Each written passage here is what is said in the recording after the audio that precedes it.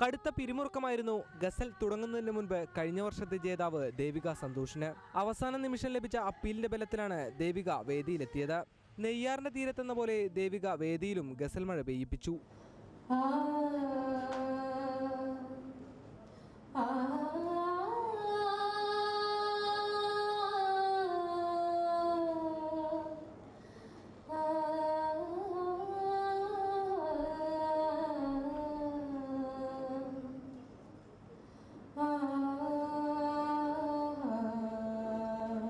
സ്വരസൗകുമാര്യത്തെക്കാൾ ആലാപനത്തിന്റെ ചിറകിലേറി നെയ്യാറിന്റെ തീരത്ത് ദേവിക മാത്രമല്ല തിളങ്ങിയത്.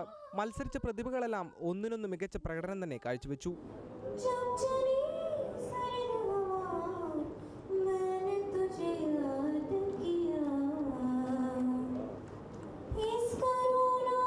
എന്നാൽ മത്സരം നിരീക്ഷിക്കുന്നതിനായി എത്തിയ ജഡ്ജിമാർ യോഗ്യരല്ലെന്ന ചില രക്ഷിതാക്കളുടെ ആരോപണത്തെ തുടർന്ന് DPI മത്സരഫലം തടഞ്ഞുവെച്ചു.